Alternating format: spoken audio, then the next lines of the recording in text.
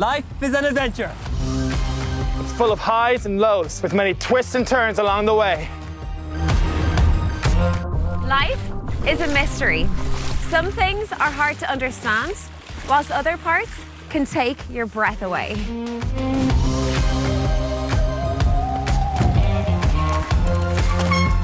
We want to welcome you on a journey of discovery to find out what this life is really all about.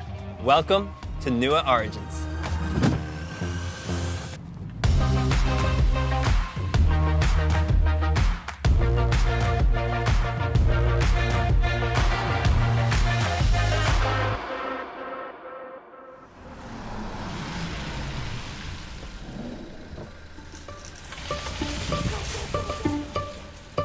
For a while there, it seemed like every big movie release was some comic book hero's origin story.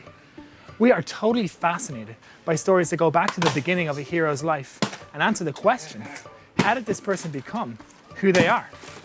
And the same is true of all of us. Not that we all have a secret identity or fight crime, but we all have an origin story that helps explain who we are. We also have different faith origins. For me, I grew up in a home where God was really important to my family. But if I'm being honest, I didn't see how God had much to do with my everyday life.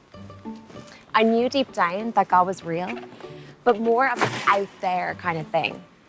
I never knew that God wanted to connect with me.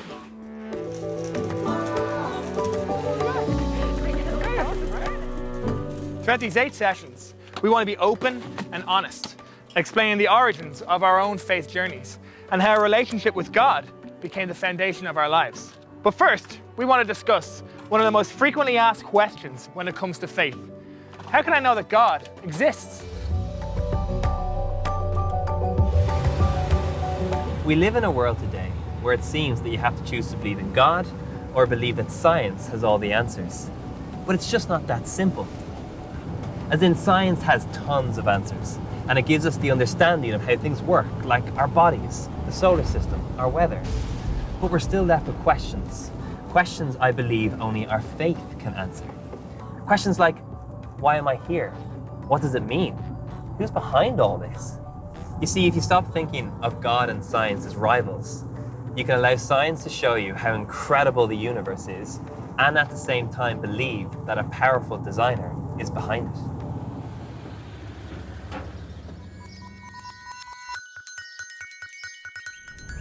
Let me explain. Take the closest thing to you. Well, that's you.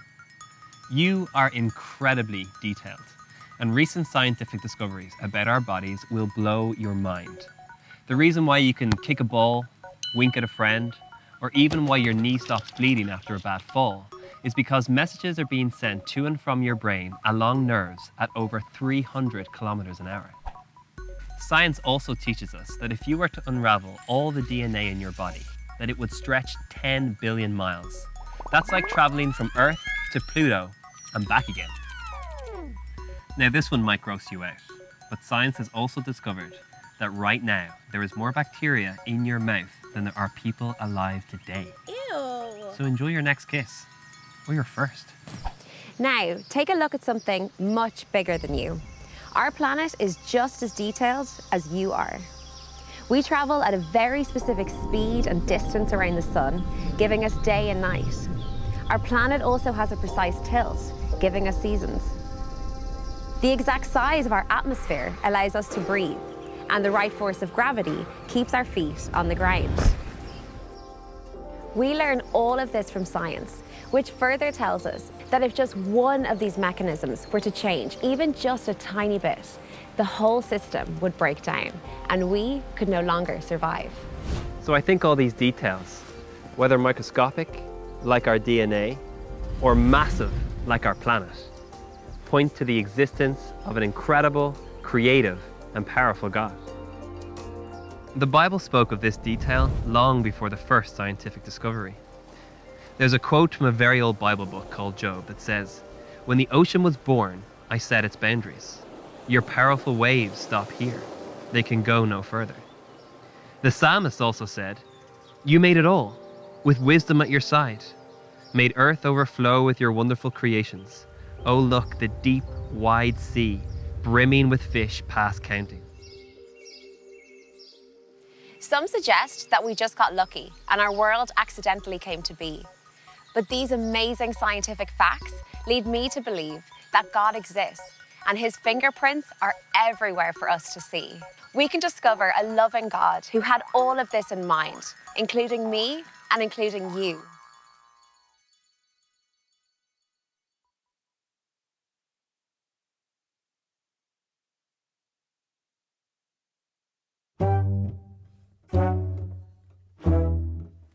Each year, between 5 and 10 million people visit Musée du Louvre. Musée du Louvre is the world's largest art museum and a historical monument in Paris. It houses over 38,000 historical objects that date from ancient history to the 21st century. And they are exhibited over an area of 72,000 square meters. That's like 13 football fields. Wow! But of these 38,000 objects, there's one item above all others that everyone comes to see, the Mona Lisa. Mona is a half-length portrait painting by the Italian Renaissance artist Leonardo da Vinci that has been described as the best known and the most written about work of art in the world. Students from every corner of the globe spend hours studying every brushstroke and line. Millions marvel at her smile and ponder the origins of Mona. And although there are several billion copies in the world, nothing compares to seeing the real deal. Mona Lisa is the masterpiece of masterpieces in the Louvre Museum. Now imagine that the world around us is God's museum. God is displaying all of his incredible works of art. The mountains, the planets, the stars. Well, the masterpiece at the center of all these masterpieces is you. It's you and it's me. The Bible says that we are God's masterpiece. If we look at the story of God's creation of the world from the first book of the Bible, Genesis, we see that for every act of creation, God announced that it was good. But it's only after God creates human beings that he says that it's very good. It's as if God was saying that creation was now complete.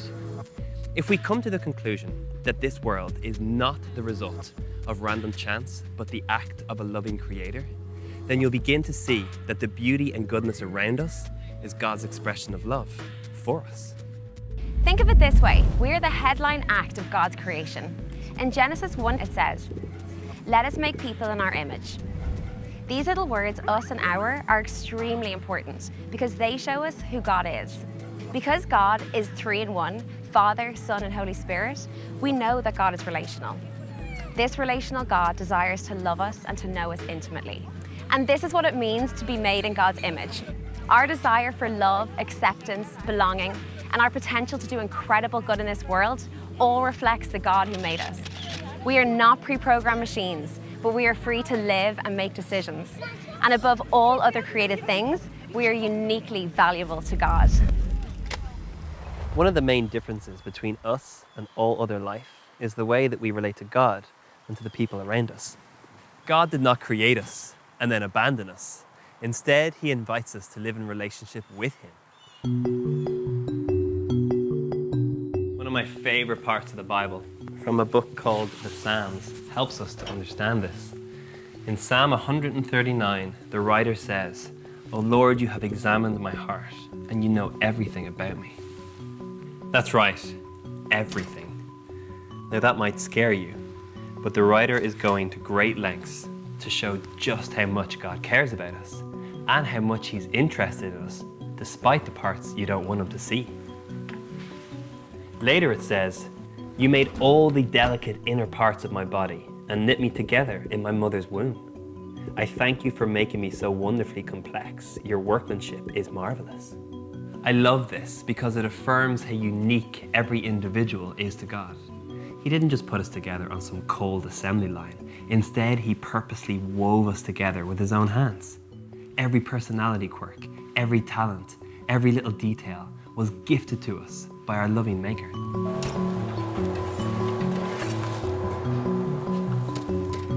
And what about these words? It says, "How precious are your thoughts about me. O God, they cannot be numbered."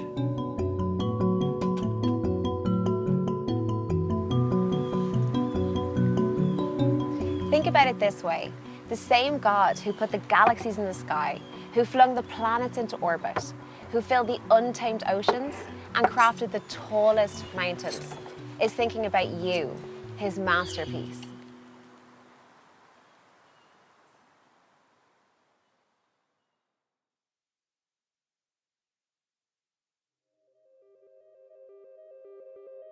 Starting school as a teenager was a really tough time for me. I fell into the well-known trap of comparing myself to others. I was really struggling with who I was, focusing too much on how I wanted to fit in. I found myself wishing to be stronger, better looking, someone who could make people laugh. When I was by myself or trying to sleep at night, I felt there was something wrong with me, like I wasn't good enough.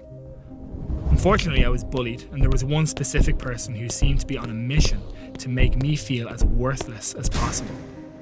His words hurt me deeply, and I began to believe the lies.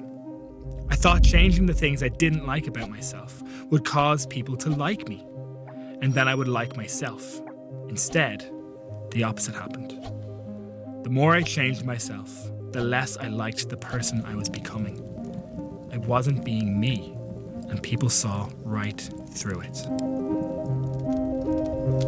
Now that I'm older and working with young people, I see so many struggling the same way that I did. And it doesn't have to be this way. In fact, that's the reason I chose to work with young people. I want to share the same hope that brought me out of my darkness. Our instinct can be an amazing thing. However, I found that I couldn't always trust it when it came to my self-image. We always hear, listen to your instincts, follow your heart, go with your gut. And that is good advice when it's backed up with the input of our parents or our friends.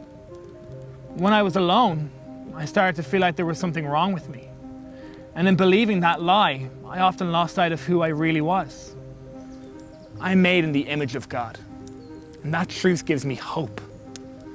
I have been intricately knit together by a loving, caring, creative God.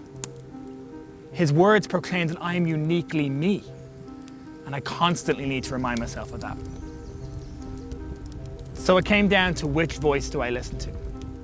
Choosing to believe the truth rather than my own negative feelings has made the biggest difference in my life. I wish I could go back in time and tell the 14-year-old version of myself to stop wishing you were someone else. I wish I could undo the nights I spent staring into the mirror, willing the reflection to change. I would tell myself, stop listening to the negative voice in my ear.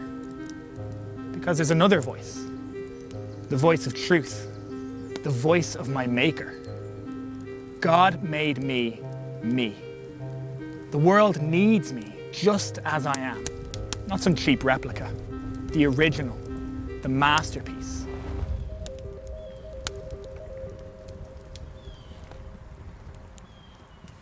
We started this journey by asking some of the biggest questions of them all, like why are we here and who's behind it? We've whizzed around Pluto, flown close to the sun, we even had a pit stop in France. And we also heard the difference that faith in a loving creator can have, as Eric shared his story. But this is just the beginning. We've so many more places to visit, more life-changing stories to hear, and more questions to be asked. We want you to know that this is a safe place to be yourself and to speak honestly. You may have questions and struggle with belief, and that's okay. We just hope that you'll enter into this discussion. I once was at a stage in my life where I thought all this faith stuff was boring. But to my great surprise, I have discovered that I have been made by someone who loves me for me, not simply just to exist, but made on purpose, made for more.